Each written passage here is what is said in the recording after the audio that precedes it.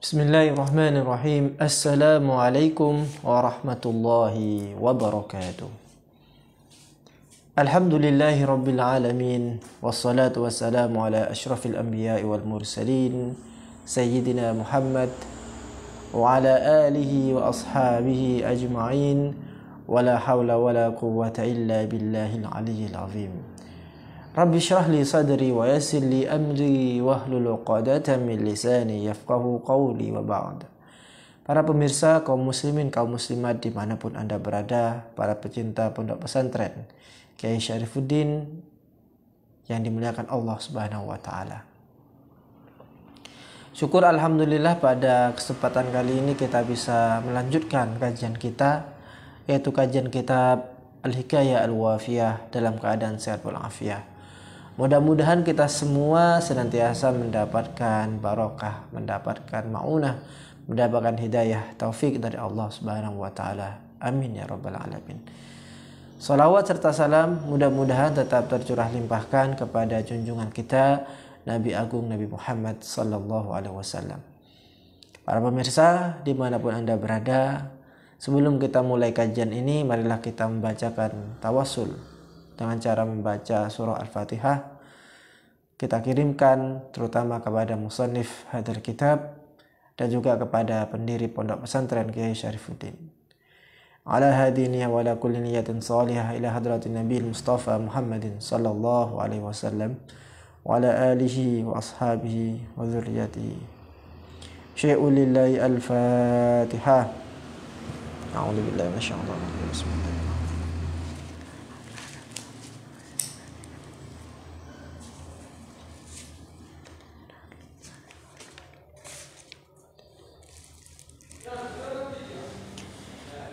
Bismillahirrahmanirrahim. Bismillahirrahmanirrahim. Qala al-musannifu rahimahullah wa nafa'ana bihi wa bi'ulumihi fid dharain amin.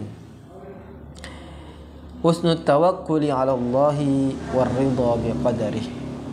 Ini adalah tema yang akan kita pelajari bersama pada siang ini atau pada pagi ini, yaitu tentang bagaimana kita bertawakal kepada Allah, menggantungkan segala urusan yang kita punya kepada Allah Subhanahu wa taala, dan kita rela, kita ridho dengan takdir yang Allah tentukan kepada kita. Bismillahirrahmanirrahim. Husnul tawakkuli utawi iki iku bab mertelaaken bagusi pasrah alallahi ing atase Allah, waridho lan ridho biqadarihi kelawan kepastiane Allah. Hukiya dan ceritakan anna malakaini stuhuni loro malaikat iku nazala temurun karuni minas samai sangking langit, ahaduhuma utawi salah sijine malakain iku fil masyriqi ono ing dalem wetan, wal akharu lan utawi kang liya iku fil maghribi ono ing dalem arah kulon. Jadi diceritakan di dalam suatu kisah bahwa ada dua malaikat. Malaikat bahasa Arabnya bentuk mufradnya adalah malakun, sedangkan bentuk jamaknya adalah malaikatun. Nah, di dalam bahasa Indonesia kita sering menggunakan kata malaikat ini untuk mufrad. Malaikat Jibril, malaikat Mikail, malaikat Ridwan. Sejatinya kalau kita pandang dari sisi bahasa itu kurang tepat. Karena malaikatun itu adalah bentuk jamak. Bentuk mufradnya adalah malakun. Di dalam Al-Quran kita bisa lihat dua redaksi kata ini di dalam ayat yang berbeda-beda. Contohnya di dalam surah Yusuf Allah berfirman, wa qalal apa namanya? In hadza illa malakun karim. In hadza illa malakun karim. Jadi di sini juga di samping ada pembahasan tentang malakun dengan malaikatun, ternyata ada kata al-malik. Meskipun memiliki komposisi huruf yang sama, mim, lam, kaf, namun ketika diharokati berbeda, maka maknanya pun juga berbeda. Malakun dengan mengharokati lam berharokat fathah, malakun itu artinya malaikat. Namun ketika kita harokati dengan harokat kasroh, malikun itu artinya raja. Al-malik itu artinya raja. Keduanya sama berada di dalam surah Yusuf. Yang bermakna malaikat itu contohnya seperti yang kita katakan tadi. Wa qatta'na aydiyahunna wa qulna hasya lillah ma hadza bashara in hadza illa malakun karim. Ketika ibu-ibu atau emak-emak yang mengolok-olok Sayyidah Zulaikha, mereka mengolok-olok karena Sayyidah Zulaikha menginginkan anak adopsinya itu, maka kemudian Sayyidah Zulaikha mengundang mereka untuk menguji seberapa kuat keimanan mereka ketika melihat kegantengan Sayyidina Yusuf atau Nabi Yusuf alaihissalam. Benar saja ketika mereka dikumpulkan dalam satu ruangan di mana setiap mereka itu diberikan pisau di tangan kanan dan apel di tangan kiri. Maka kemudian Nabi Yusuf diperintahkan untuk lewat sejenak di hadapan mereka untuk mengantarkan minuman. Apakah gerangan yang terjadi setelahnya? Wa qatta'na aydiyahunna. Mereka kemudian memotong-motong. Wa qatta'na di sini menggunakan redaksi qatta'a, mengikuti wazan fa'ala, yang berarti memotongnya itu bukan sekali saja, tetapi berkali-kali. Meskipun terpotong, tergores berkali-kali, namun mereka tidak merasakan. Jadi mereka melihat gantengnya Nabi Yusuf, mereka takjub dengan gantengnya Nabi Yusuf. Kemudian mereka berkata, kalau ganteng seperti ini nih, saya yakin ini bukanlah manusia. In hadza illa malakun karim. Ini adalah malaikat. Saking gantengnya Nabi Yusuf.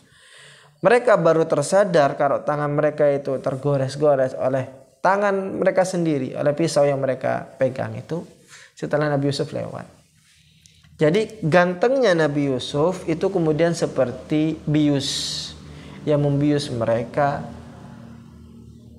dan di situ kemudian mereka sadar, saya yang melihat Nabi Yusuf dalam hitungan per detik itu saja sudah seperti ini. Bayangkan kalau dengan Sayyidah Zulaikha ini yang hidup setiap hari bersama Nabi Yusuf alaihissalam, gimana tidak tergodanya Sayyidah Zulaikha. Nah, ini adalah malakun, artinya malaikatun. Bentuk jamaknya malaikatun.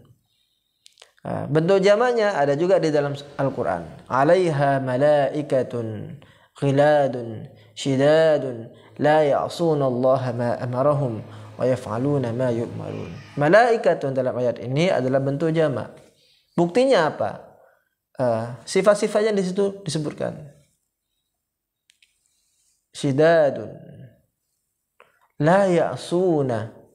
Ya'suna merupakan jamak mudzakkar salim.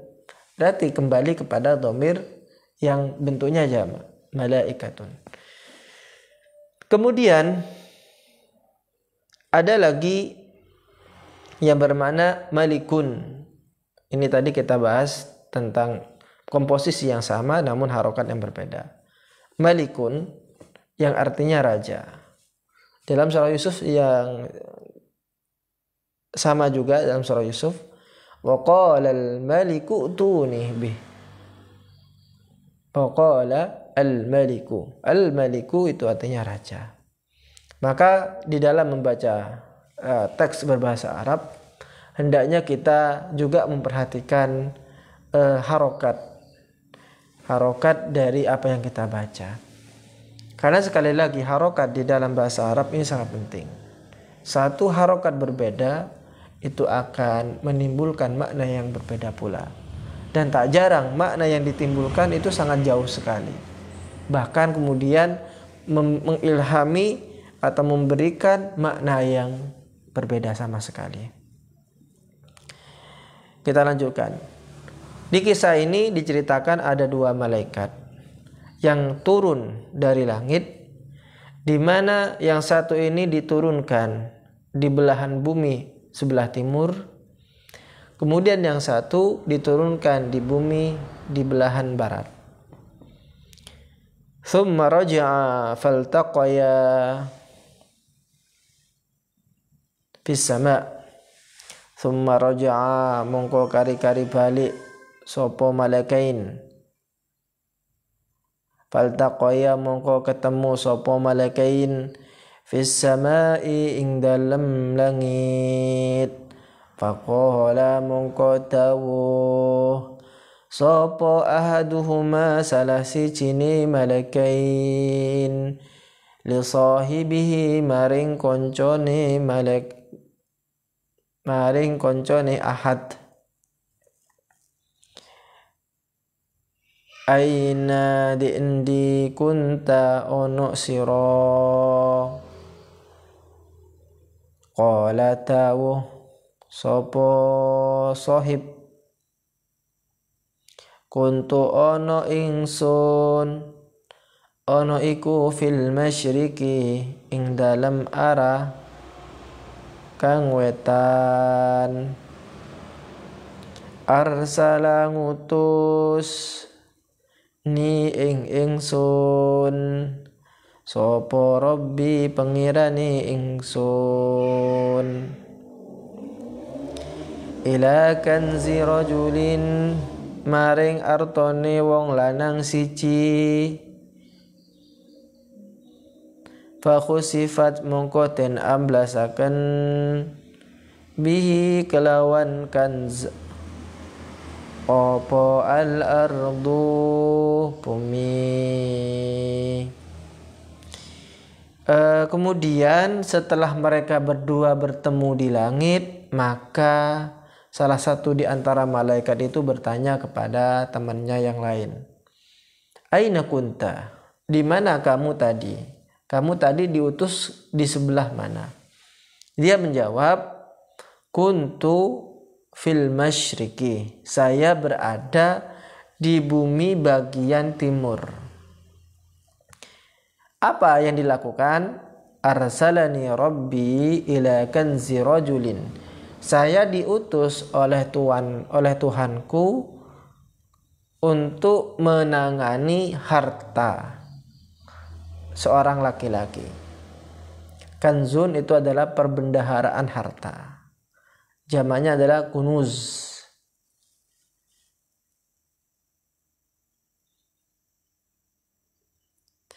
Kemudian fakhusifat bihil ard. Maka kemudian harta itu ditelan oleh bumi. Jadi di sini Allah akan menguji kesabaran dari laki-laki yang mempunyai harta itu. Apakah dengan ujian itu dia akan lulus atau tidak? Karena sejatinya seseorang itu ketika dia diberikan harta itu adalah ujian. Dan ketika harta itu hilang, diambil oleh Allah Subhanahu wa taala, dikembalikan kepada Allah Subhanahu wa taala, itu pun juga ujian. Kebanyakan manusia itu hanya menyadari di poin yang kedua saja. Ketika harta itu diambil, itu mereka baru sadar itu adalah ujian. Tetapi ketika mereka diberikan harta, itu mereka tidak sadar. Ketahuilah bahwa itu sebenarnya adalah ujian.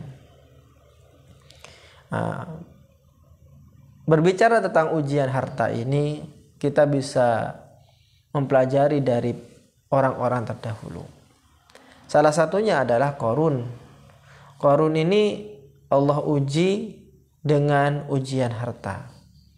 Allah Subhanahu wa taala berfirman dalam surah Al-Qasas, "Inna Qaruna kana min qaumi Musa fabagha 'alaihim." Sesungguhnya Qarun ini merupakan umatnya Nabi Musa. Kemudian Allah uji Qarun ini dengan harta yang melimpah. Saking banyaknya harta yang dipunya oleh Qarun, bahkan digambarkan kunci untuk membuka gudang harta Qarun itu dipikul oleh orang-orang yang kuat. Disebutkan dalam satu tafsir bahwa butuh 10 orang kuat untuk menggotong, untuk mengangkat kunci yang membuka gudang harta Qarun itu, saking banyaknya. Logikanya seperti ini, kalau kuncinya saja seperti itu, maka bagaimana dengan isinya? Wah, lebih-lebih berarti. Maka kemudian Allah memberikan peringatan di dalam ayat yang sama itu, ayat setelahnya. وَبَتَغِ فِي مَا آتَاكَ اللَّهُ الدَّارَ الْآخِرَةَ وَلَا تَنْسَ نَصِيبَكَ مِنَ الدُّنْيَا. Jadi konsepnya adalah kita harus seimbang antara kehidupan dunia dengan kehidupan akhirat. Bahkan jadikanlah kehidupan duniamu ini untuk meraih kesuksesan yang ada di akhirat. Anda harus bekerja, ya, itu adalah tuntutan. Anda harus mencari rezeki, ya, itu adalah tuntutan. Tapi jadikan kegiatan mencari rezeki, kegiatan bekerjamu untuk menggapai kesuksesan di akhirat. Niatkan pekerjaan itu untuk mendapatkan ridha Allah Subhanahu wa taala. Itulah konsep yang benar di dalam mencari harta. Maka bagaimanakah kemudian kelanjutan kisah dari Qarun itu? Akhirnya kemudian Qarun keluar kepada kaumnya dengan membawa harta yang melimpah, perhiasan yang dipakai luar biasa. Fa kharaja ala qaumihi fi zinati. Dia keluar dengan harta kekayaannya. Dia pamerkan harta kekayaannya itu kepada orang-orang. Maka ketika orang-orang melihat harta Qarun itu, maka ada dua golongan. Secara garis besar akan melihat fenomena itu. Golongan yang pertama adalah golongan orang yang tertipu dengan gemerlapnya dunia. Orang yang tertipu dengan harta. Fa kharaja ala qaumihi fi zinati. Qala alladziina yuriduna al-hayata ad-dunya ya laita lana mithla ma utiya Qarun innahu ladzu hazzin 'azim. Golongan pertama, golongan yang tertipu dengan harta, maka dia akan berkata, ya laita lana mithla ma utiya Qarun. Yo, andai saja saya mendapatkan apa yang didapatkan oleh Qarun. Innahu ladzu hazzin 'azim. Sungguh Qarun itu orang yang paling beruntung di muka bumi ini. Itu golongan yang pertama. Golongan yang terbutakan. Golongan yang terhipnotis dengan keindahan-keindahan dunia. Namun ada golongan yang lain, yaitu golongan kedua. Wa qala alladziina utul 'ilma wailakum thawabullah khairul liman amana wa 'amila shalihan wa la yulaqaha illa as-sabirun. Yaitu golongan yang Allah berikan ilmu kepada mereka, di mana mereka melihat fenomena kekayaan ini sebagai suatu ujian. Mereka mempercayai bahwa ada sesuatu yang lebih indah, yang lebih agung dari hanya sekedar harta. Apa itu? Yaitu keimanan dan amal soleh. Yaitu pahala yang didapatkan dari Allah Subhanahu wa taala ini jauh lebih baik daripada hanya sekedar harta. Thawabullah wailakum thawabullah khairun liman amana wa amila sholihan. Mendapatkan pahala dari Allah Subhanahu wa taala ini adalah yang paling baik daripada hanya mendapatkan sekedar harta. Kemudian dengan kesombongannya itu, karena Qarun merasa harta yang dia dapatkan itu adalah berkat jerih payah dia sendiri, dia berkata, qala innama utituhu ala ilmin indi, bahwa saya mendapatkan harta ini atas dasar jerih payah saya sendiri, tidak ada sangkut pautnya dengan Allah, kata Qarun. Dia sombong, maka kemudian Allah memberikan azab kepada dia. Fakhasafna bihi wa bidarihil ardh fama kana lahu min fi'ati yansurunahu min dunillah wa ma kana minal muntasirin. Akhirnya kemudian Allah turunkan azab kepada Qarun, yaitu dengan cara fakhasafna bihi wa bidarihil ardh. Maka semua harta Qarun, kemudian orang-orangnya sekalian ditenggelamkan ke mulut bumi, dikenyut, apa istilahnya itu, ditelan oleh bumi sehingga musnahlah semuanya. Tidak ada lagi Qarun, tidak ada lagi harta Qarun, semuanya musnah. Di mana letak harta itu atau lokasi azab itu? Ada suatu riwayat orang Mesir yang meriwayatkannya itu. Jadi di salah satu provinsi di Mesir namanya provinsi Al-Fayyum. Di provinsi Fayyum itu ada Buhairah Qarun, Danau Qarun. Menurut penduduk setempat bahwa disitulah lokasi harta Qarun itu ditenggelamkan ke muka bumi. Jadi ditenggelamkan ke muka bumi, kemudian terjadi cekungan, dan cekungan itu terisikan oleh air, dan itu menjadi danau Qarun. Itu menurut satu cerita. Dan alhamdulillah Al-Faqir telah melihat danau itu, Buhairah Qarun itu. Terlepas dari cerita yang kita sampaikan tadi, bahwa Allah ingin memberikan gambaran kepada kita bahwa sebenarnya ketika Anda diberikan harta itu juga ujian. Apakah Anda akan lolos dari ujian itu atau tidak? Nah, ini yang pertama. Kemudian yang kedua, ada fakta menarik di dalam perbendaharaan bahasa Indonesia. Ketika Anda menggali tanah di rumah atau dimanapun di sawah, ketika Anda menggali, kemudian Anda temukan di situ harta, menemukan permata ataupun apapun itu, maka sampean akan berkata, "Oh, saya menemukan harta karun." Nah, harta karun itu diambil dari kata korun. Korun yang ditenggelamkan ke bumi itu. Itu menunjukkan betapa banyaknya harta karun itu, sampai kemudian diberikan semacam pengibaratan seperti itu.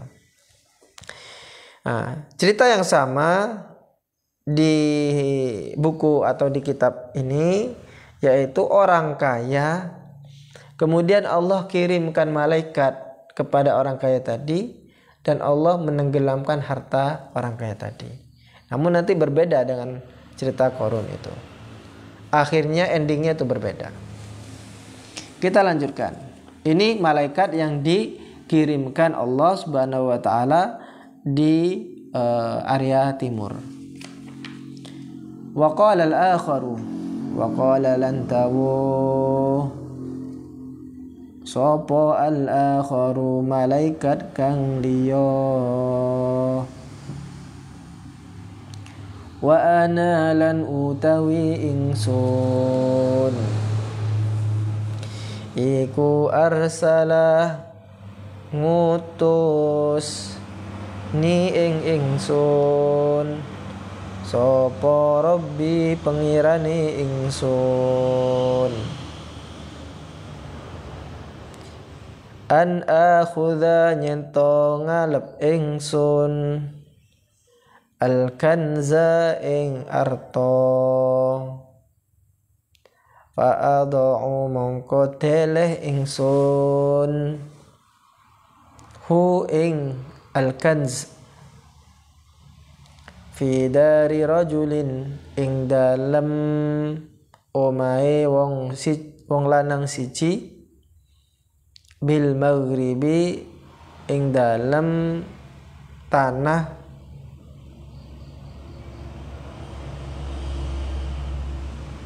kulon. Laisa kang ora ono lahu katwi rajul opo dirham wala dinarun dan ora ono dinar. Berbeda dengan malaikat yang satunya yang Allah kirimkan di bumi bagian barat, di mana Allah mengirimkan malaikat ini tugasnya adalah untuk memberikan harta kepada seorang laki-laki yang miskin. Bahkan saking miskinnya laki-laki ini, dia tidak mempunyai 1 dirham dan 1 dinar pun di dalam kantongnya, tidak mempunyai apa-apa.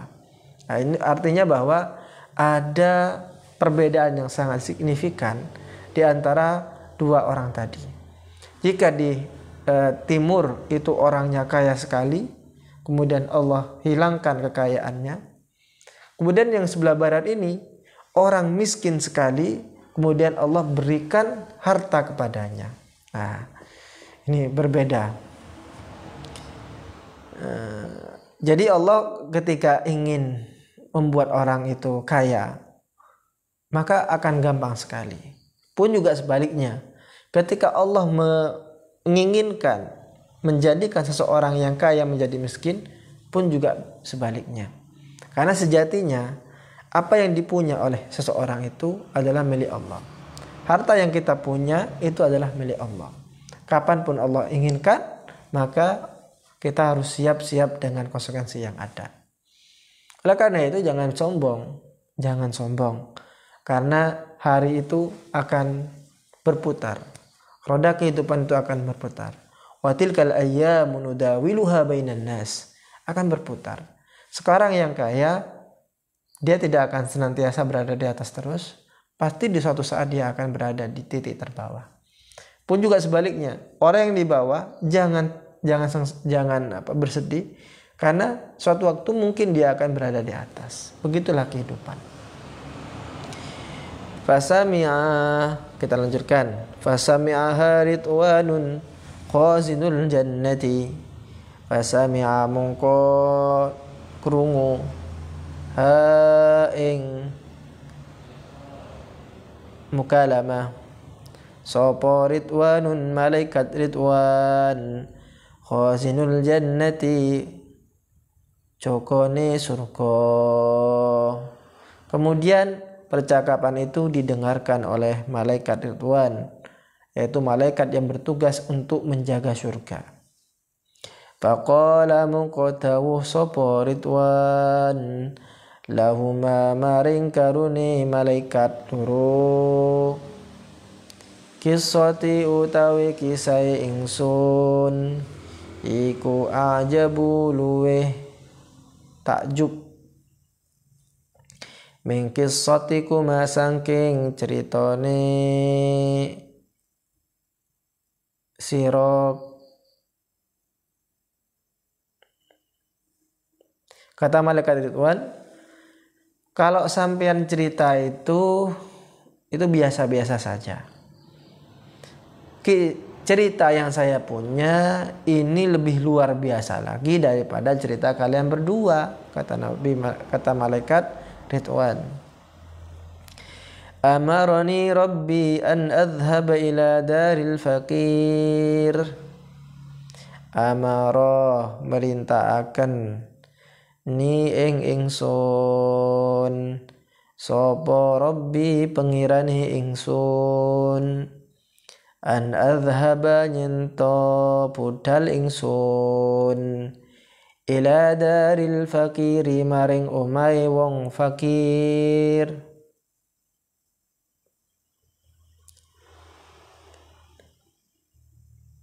Wa uiddu lan milang-milang sapa ingsun al-kanza ing arta, kam huwa kam iku piro, huwa utawi al-kanz apane dirhaman dirhami, wa dinaron lan dinari. Fa fa'altum ko akawi ingsun.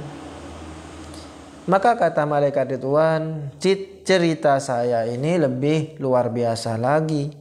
Bagaimana Allah Subhanahu wa taala memerintahkan saya untuk pergi ke rumah orang miskin yang tadi itu. Jadi ini lanjutannya. Saya disuruh Allah Subhanahu wa taala untuk pergi ke rumah orang miskin tadi itu. Kemudian saya menghitung seberapa banyak harta yang dia punya. Harta yang tadi diberikan oleh malaikat itu. Seberapa banyak. Seberapa dirham, seberapa dinar. Thumma amara mongko nuli-nuli merintahkan sapa Rabbi pengirane ingsun an abniya nyento bangun ingsun kusuron ing pira-pira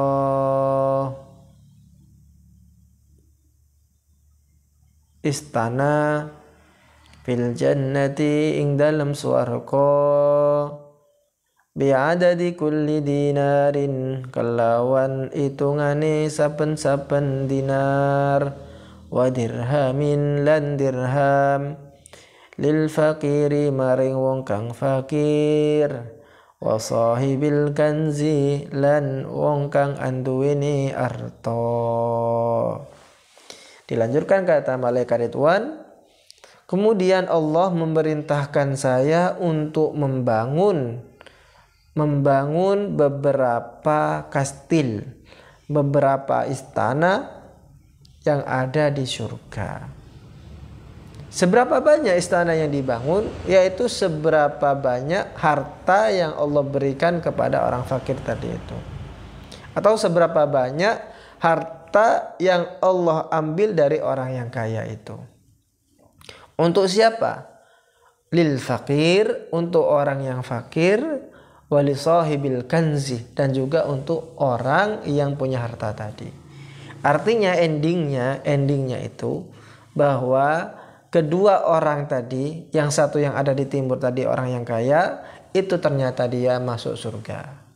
Allah persiapkan istana yang sangat megah untuknya. Pun juga sama, orang fakir tadi yang ada di barat itu, kemudian diberikan harta kepadanya, kemudian Allah persiapkan suatu istana yang megah di surga. Nah ini kan lebih menarik lagi, lebih luar biasa lagi. Ini kok sama-sama mendapatkan surga. Alasannya apa? Nah ini kita akan tahu nanti.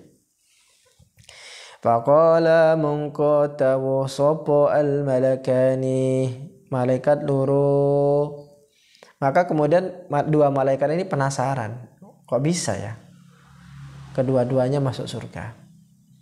Rabbana tu pengiran kita, atli'na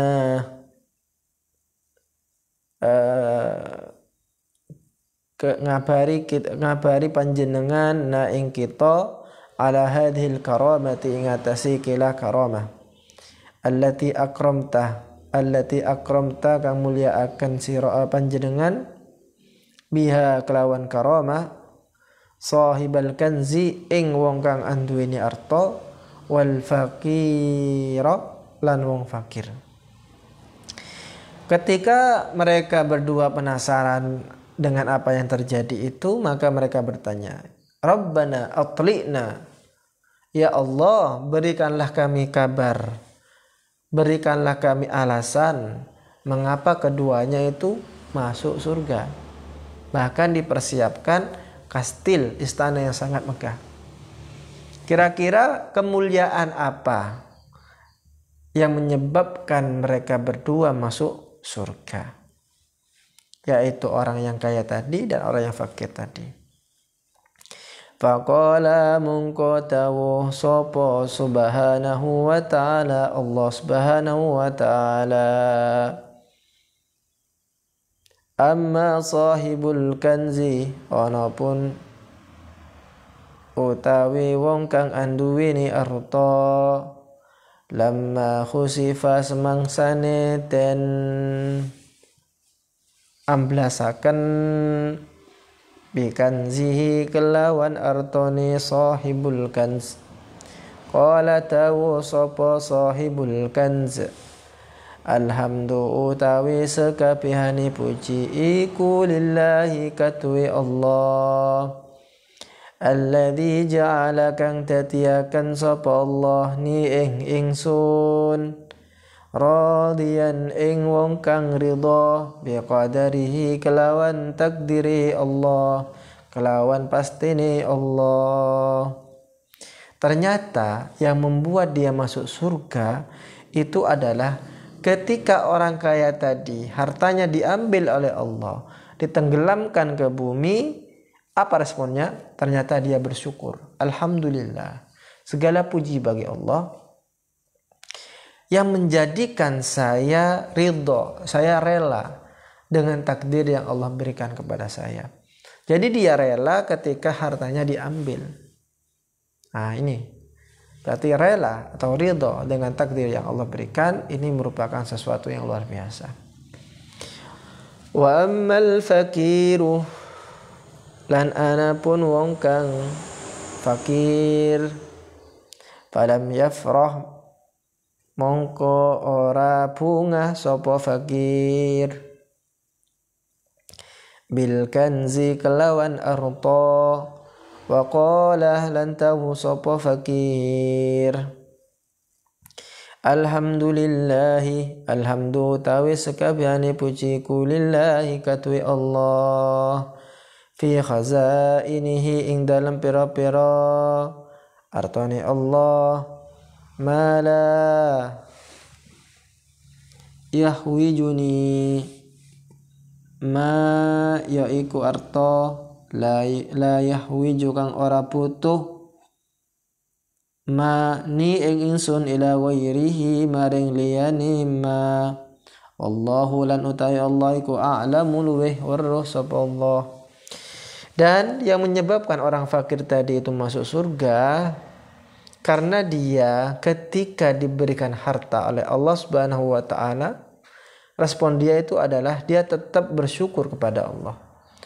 Dia bersyukur atas pemberian yang Allah berikan, dan dia tidak lupa dengan ketaatan. Jadi dia tidak berubah sama sekali. Jadi ketika dia fakir, dia itu orang yang taat kepada Allah. Namun setelah diberikan harta, dia tetap taat kepada Allah. Dia rela dengan yang Allah takdirkan kepadanya. Nah, itu berarti yang membedakan. Yang membedakan antara kisah dari Qarun dengan dua orang tadi itu. Kisahnya, perbedaannya adalah di sikap dan ending.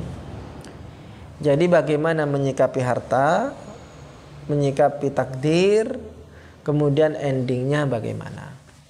Jika Qarun tadi kita gambarkan adalah dia awalnya orang yang tidak punya apa-apa, maka kemudian Allah berikan dia banyak harta. Nah setelah itu dia mulai lupa. Dia mulai lupa, ketaatannya hilang, bahkan dia kemudian menjadi sombong. Maka endingnya bagaimana? Yaitu akhirnya dia mendapatkan azab. Berbeda dengan cerita yang kita katakan tadi di sini, bahwa kedua orang ini meskipun situasinya berbeda, yang satu kaya, yang satu miskin, mereka tidak mengubah keimanan yang ada dalam hati mereka, meskipun mereka diuji dengan harta yang diambil ataupun diuji dengan harta yang diberikan. Karena mereka sadar bahwa yang namanya harta ini adalah titipan. Sejatinya itu adalah milik Allah Subhanahu wa ta'ala. Kapan dan dimanapun Allah menginginkan, pasti akan diambil. Dan mereka siap dengan hal itu. Kuncinya adalah bahwa kita harus senantiasa menyadari bahwa semuanya itu adalah amanah, titipan. Harta yang kita punya itu adalah titipan. Anak yang kita punya ini adalah titipan. Bahkan nyawa yang ada dalam diri kita, yang kita kandung saat ini adalah titipan. Ketika kita menyadari itu semua, maka pasti kita akan mempersiapkan betul. Dengan persiapan-persiapan yang sangat bagus ketika kita akan menghadap kelak kepada Allah Subhanahu wa taala. Dan kita yakini bahwa harta yang kita punya itu tidak akan pernah menyelamatkan kita dari ketakutan-ketakutan yang akan ada di hari kiamat. Yauma la yanfa'u malun wala banun illa man atallaha biqalbin salim. Di hari itu tidak ada yang bisa menyelamatkan kita, bahkan anak kita tidak mungkin menyelamatkan kita. Harta kita yang kita kumpulkan saat ini tidak akan bisa menyelamatkan kita. Maka tetaplah fokus mencari dunia ini untuk akhirat. Wabtaghi fima ataqallahu daral akhirah. Kita bekerja siang malam banting tulang dalam rangka untuk mengemban tugas amanah yang Allah berikan kepada kita. Kita nafkahi keluarga kita. Kita niatkan itu untuk beribadah, untuk mendekatkan diri kepada Allah Subhanahu wa taala. Jangan sebaliknya. Kita mencari harta kemudian untuk berfoya-foya, untuk mengumpulkan, jangan. Itu yang salah. Memang sikap manusia itu tidak akan pernah kenyang dengan apa yang dia punya. Dia akan terus mencari dan mencari. Alhaakumut takatsur hatta zurtumul maqabir. Mereka akan berlomba-lomba mengumpulkan harta, baru mereka itu akan berhenti kalau sudah mengunjungi kuburan. Maksudnya sudah mati. Ketika mulutnya disumpal oleh tanah, maka pemburuan harta itu berakhir. Ingat sabda Nabi Muhammad SAW bahwa ada beberapa perkara yang akan mengikuti seorang yang mati nanti di hari ketika dia akan dikuburkan. Yang pertama adalah harta. Harta itu akan mengikuti orang mengiringi orang yang akan dikuburkan. Jadi mobilnya yang dia kebetulan dia punya mobil, maka mobilnya itu akan dipakai untuk mengiringi jenazah orang yang mati itu. Juga anak-anaknya juga akan mengikuti. Nah, juga amalnya akan mengikuti orang yang mati. Namun yang menjadi pertanyaan, apakah ketiga hal ini akan mau mengikuti jenazah tadi dikuburkan dalam tanah? Ternyata tidak mau. Harta ternyata tidak mau mengikuti orang yang punya jenazah itu. Jenazah itu tidak mau. Ternyata dia kembali ke rumahnya. Anak-anaknya yang dia cintai ternyata juga sama. Dia menangis, habis itu dia kembali lagi. Cuma satu yang akan tetap menemani kita nanti ketika kita mati, yaitu amal kita.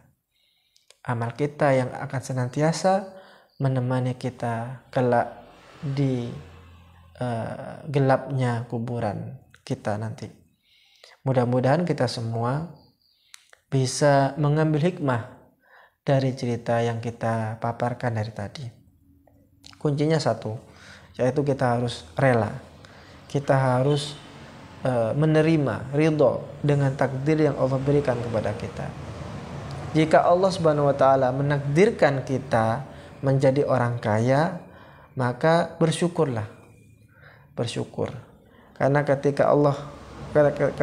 ketika kita bersyukur, maka Allah akan menambahkan.